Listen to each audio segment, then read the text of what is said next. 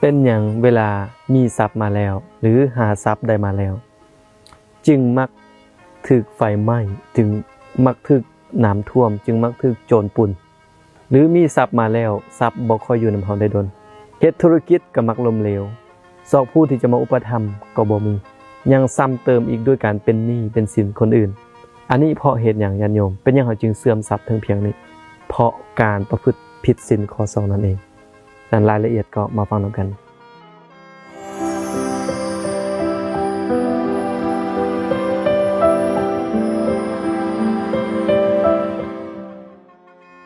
ก็ขอเจริญศีลเจริญพรญาติโยมสาธุชนทั้งหลายยินดีต้อนรับเข้าสู่ซองธรรมะก่อนนอนวันนี้อาตมาจะได้นำหลักธรรมคำสอนของพระผู้มีพระภาคเจ้ามากล่าวสู่ญาติโยมได้รับฟังนะว่าด้วยหัวข้อธรรมเนาะ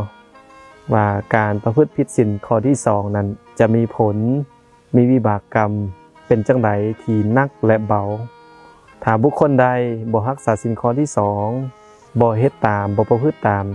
เป็นคนมักทุศีลมักไปเฮ็ดผิดศีลข้อนี้แล้วเขาจะประสบพบพรในสิ่งเหล่านี้ก็คือญาติโยมฮู้แล้วแหละว่าศีลข้อ2มีความหมายว่าจังไดในภาษาบาลีเพิ่นใช้คำว่าอทินนาทานาเวรมณีเนาะก็คือเจตนาเป็นเครื่องงดเว้นจากการลักหรือขโมยเพื่อเอาสิ่งของที่เจ้าของเขาบ่ได้ให้ด้วยอาการแห่งคิดลักหรือขโมยเขาจะเป็นผู้เว้นข้อนี้แต่ว่าคนเฮาเมื่อฮู้ข้อนี้ว่าเป็นการงดเว้นแต่ยังไปประพฤติผิดยังไปประพฤติผิดยังไปเอาสิ่งของที่เจ้าของเขาบ่ได้ให้ด้วยการที่ตัวเองนั้นเป็นโจรหรือเป็นขี้ลักหรือเขาเอิ้นว่าไปเอาในสิ่งที่เจ้าของเขาบ่อนุญาตเพราะว่าจะเป็นที่ลับที่แจ้งต่อหน้ารับหลังฉะนั้นวิบากกรรมที่เขาจะต้องประสบอย่างเบาเอาอย่างเบาก่อนนั่นก็คือเขาจะเป็นผู้เสื่อมทรัพย์ในปัจจุบันยังบ่พออีกยังจะเป็นผู้ที่เสื่อมทรัพย์ในอนาคตเสื่อมคือจังไดคือจะมีคนคอยมาลักเอาสิ่งของที่เขาไปจะคอยมีโจรมาลักหรือทรัพย์เหล่านั้นจะเสื่อมไปเพราะน้ำและเพราะไฟเพราะโจรเพราะญาติอันบ่เป็นที่หักหรือเพราะคนอื่นมาสอมาโกงมาหลอกมาลวงเขาหรือสิ่งที่เขาได้มาแล้วก็ยอมเสื่อมไปในทางอื่นเพราะความประมาทของเขานั้นฉะนั้นการผิดศีลข้อนี้นี่มันจะให้เขาเสื่อมทรัพย์หาทรัพย์มาแล้วทรัพย์ก็บ่สามารถยืนเขาได้ดลเงินคำกำแก้วหยังก็ตามมีแล้วก็คอยมีแต่คนคอยมาซอมาโกงมาลักหรืออีกอย่างนึงก็จะคอยมีผู้ที่มาใส่ร้ายเขาว่าเขาเป็นผู้ที่ขี้ลักอย่างนั้นอย่างนี้อันนี้คือเขาจะเห็นแล้วหรือยัง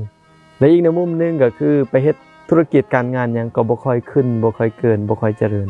เพราะเป็นผู้ประพฤติผิดศีลข้อนี้อยู่เนืองๆอันนี้คือโทษอย่างเบาเลยญาติโยมแต่โทษอย่างหนักเด้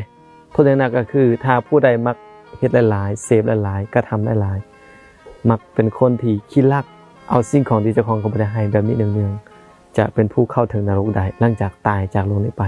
เข้าถึงกำเนิดเดรัจฉานได้เข้าถึงเปรตได้กลับมาเกิดในสถานใดก็จะเป็นผู้ทุกข์ยากจนบ่มีทรัพย์หรือเกิดมาในสถานที่ที่บ่เหมาะบ่สมให้เขาอยู่ในสถานที่ที่ขัดสนหาข้าวหาน้ำเลี้ยงชีพด้วยความยากด้วยความลำบากเหมือนดังคนที่เอิ้นว่ามืดมาแล้วก็มืดไปเฮาเห็นแล้วหรือยังว่าการที่ไปประพฤติผิดศีลข้อนี้มีความอันตรายถึงเพียงนี้ญาติโยมเฮาจะเห็นว่าในปัจจุบันนี่ก็ขาดคนอุปถัมภ์ขาดคนเบิ่งแยงดูแลและก็เป็นคนที่บ่มีเสน่ห์นั่นเองฉะนั้นอย่าเป็นคนขี้ลักถ้าอยากมีความสุขจงรักษาศีลข้อนี้ไว้ให้ดีก็ขอเจริญพร